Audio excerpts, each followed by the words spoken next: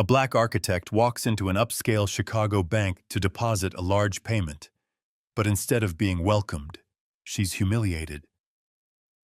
The teller claims her money is dirty, refusing her service in front of everyone. But what happened next stunned the entire bank and sparked a powerful stand against prejudice. Stay tuned. This isn't just a story, it's a wake-up call. The late afternoon sun cast a golden hue over Stockholm's Gamla stan, the old town where cobblestone streets wound past centuries-old buildings. A crisp October breeze carried the faint scent of cinnamon from nearby bakeries, blending with the modern hum of the city. At the edge of this historic district stood the imposing facade of Nordiska Elite Bank, a sleek glass and steel structure that gleamed like a monument to wealth. Its polished doors slid open silently as Nia Carter stepped inside, her heels clicking against the marble floor with a rhythm that matched her confidence. Nia was a 38-year-old architect, a black woman who'd risen from humble beginnings in Atlanta to become one of Europe's most sought-after designers. Her latest project, a sustainable cultural center in Stockholm's suburbs, had just secured a $5 million contract, and today she was here to deposit the first payment. Dressed in a tailored navy suit, her natural curls pulled into a neat bun, she carried a leather briefcase containing the check and a quiet pride in her work. She'd faced skepticism before, clients who raised eyebrows at her youth, her race, her American accent, but she'd always let her designs speak for her. Today, she expected nothing less than routine professionalism. The bank's interior was a cathedral of wealth, high ceilings, crystal chandeliers, and a row of tellers behind a polished counter.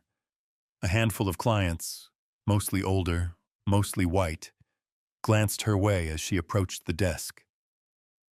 Nia set her briefcase down and smiled at the teller, a middle-aged man with thinning blonde hair and a crisp white shirt.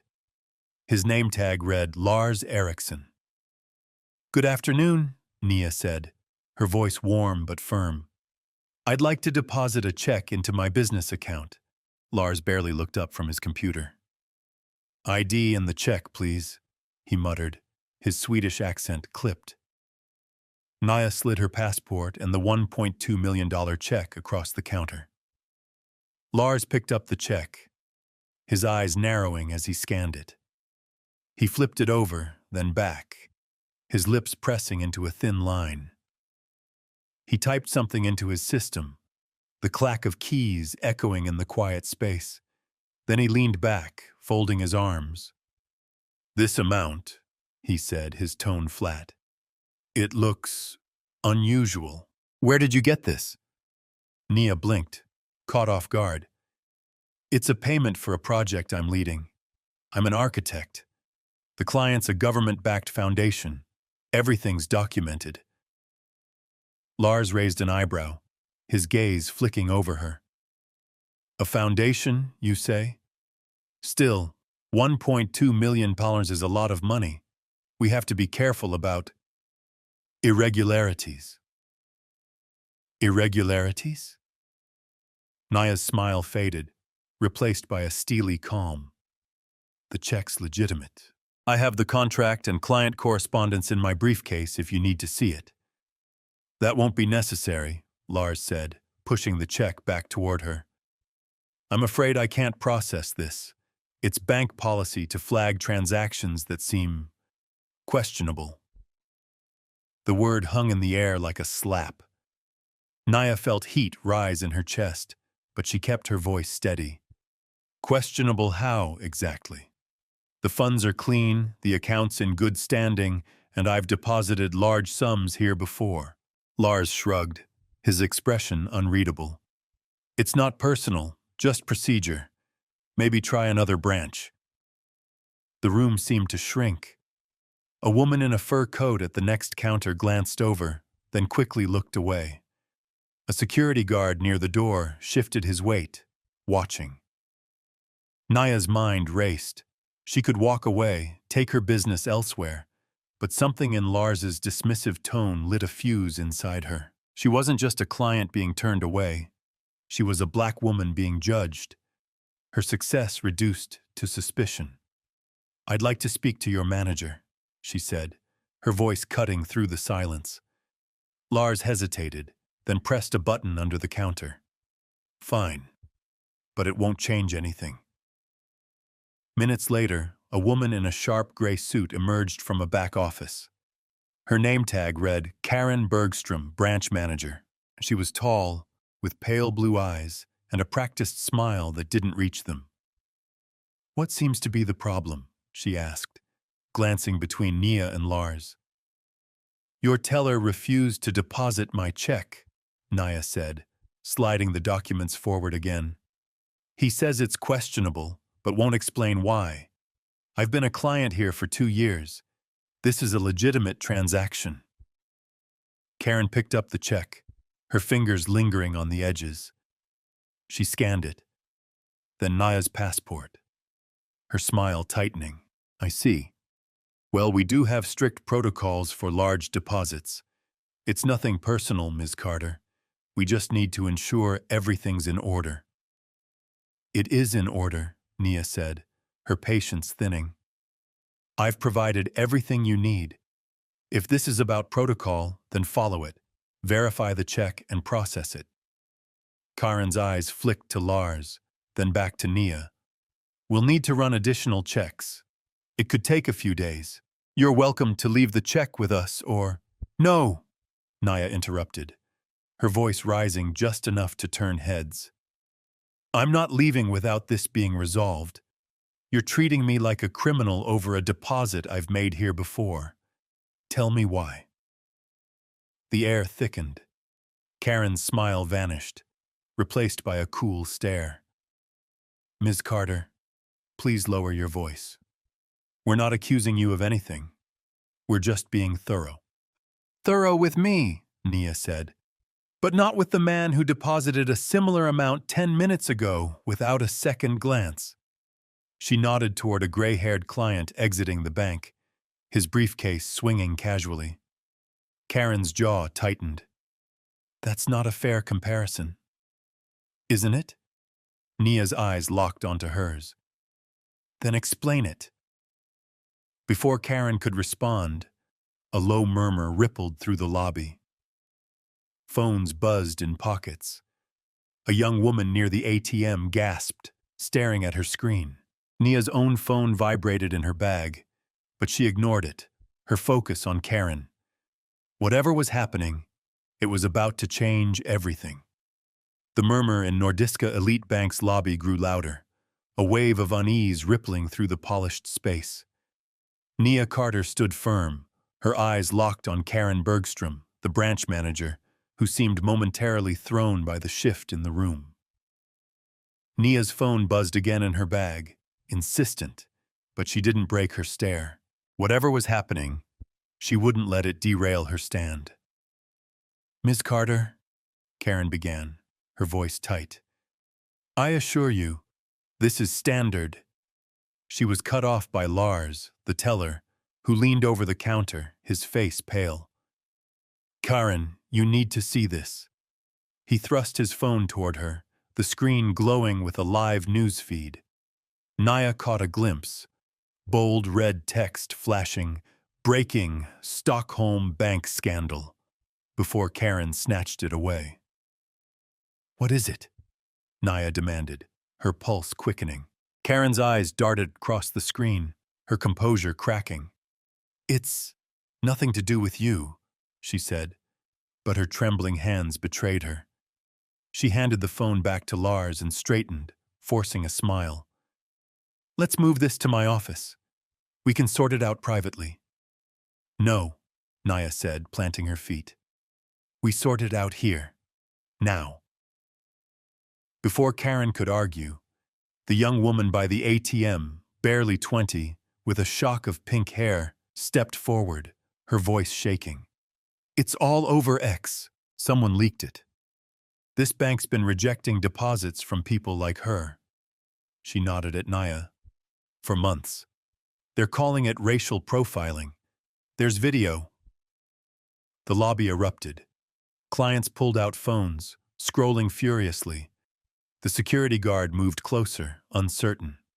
Nia's breath caught as she reached for her own phone, her fingers steady despite the storm brewing inside her. She opened X, and there it was, a thread with thousands of retweets, grainy footage of a black man at this very bank, turned away with a check, his voice rising in frustration. The caption read, "Nordiska Elite Bank, where your money's only good if your skin's white enough." Nia's stomach twisted. She looked up at Karen, whose face had gone ashen. "Is this true?" she asked, her voice low but lethal. Karen opened her mouth, then closed it. Lars shifted uncomfortably, avoiding her gaze. The pink-haired woman piped up again. "There's more. They've got emails, internal ones, saying to flag suspicious clients. Guess who they mean?" The room spun. Nia's mind raced back to every interaction she'd had here. Every delay, every extra question. She'd chalked it up to bureaucracy, but now it clicked. A pattern, subtle but real. And she wasn't alone. "Process my deposit," Nia said, her tone ice-cold. "Now, or I walk out. And this," she held up her phone, "gets a lot louder." Karen hesitated, then nodded at Lars. "Do it," she snapped. Lars fumbled with the check, his hands shaking as he entered it into the system. The lobby buzzed, clients whispering, filming, tweeting. Nia felt eyes on her, but she stood tall, her briefcase a shield, the receipt printed with a soft whir. Lars slid it across the counter without a word. Nia took it, her victory hollow. She'd won this round, but the war was just beginning. As she turned to leave, the glass doors burst open. A man in a rumpled coat stormed in, camera in hand, followed by a woman with a microphone. "Miss Carter," the man shouted. "Jonas Ekberg, Svenska Dagbladet. We've got proof Nordiska's been targeting minorities. Will you speak to us?" Nia froze, the weight of the moment crashing down. She could walk away, let the story unfold without her. Or she could light the match. She turned back, facing the reporters, the bank staff, the gawking clients. "Yes," she said, her voice steady. "I'll speak." The next hour was a blur. Nia sat in a corner of the lobby, the reporters perched on velvet chairs, their questions sharp and relentless. "How long have you suspected bias? Did they ever explain the questionable label? What's your next move?" She answered with calm precision, laying out the facts. Her credentials, the check, Lars's refusal, the leaked evidence. Her words were measured, but her anger simmered beneath, a controlled burn. Outside, a crowd gathered, protesters with signs, curious onlookers, more press. "End bank racism" blared one banner in bold red. Phones lit up with live streams, hashtags trending. At Nordiska scandal, justice for Nia. Inside, Karen vanished into her office, leaving Lars to fend off glares from clients who'd once trusted the bank's pristine image. Jonas, the reporter, leaned in. "We've got names, other victims. A Somali entrepreneur, a Nigerian doctor. All turned away with flimsy excuses. This isn't just you." Nia nodded, her resolve hardening. "It never is." As the interview wrapped, her phone rang.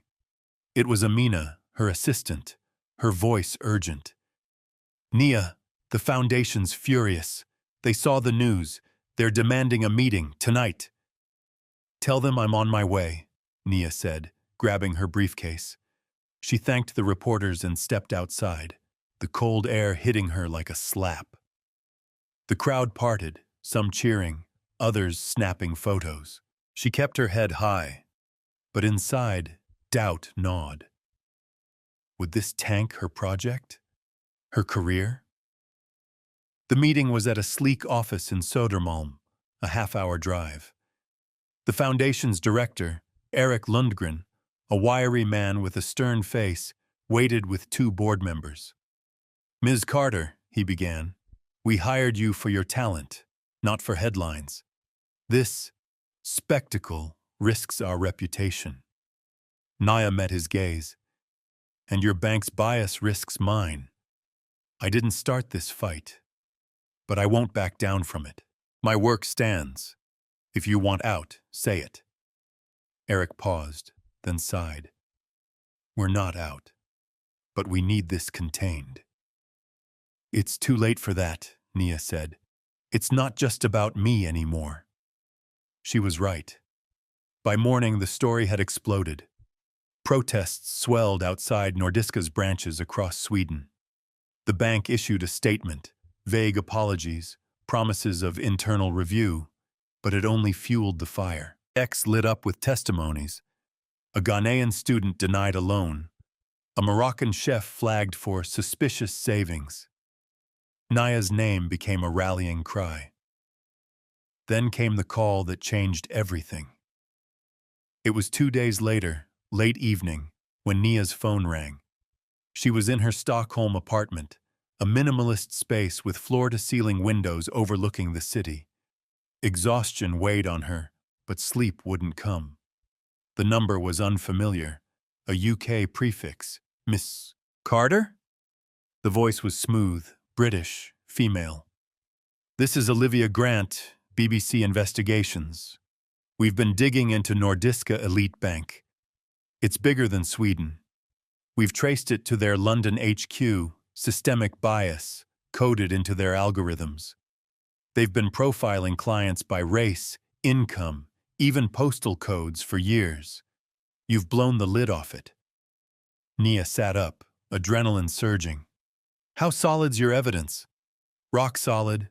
Whistleblower docs, employee testimonies, data logs. We're airing it tomorrow. Will you go on record?" Nia hesitated. This was her tipping point. Global exposure, yes, but also a target on her back.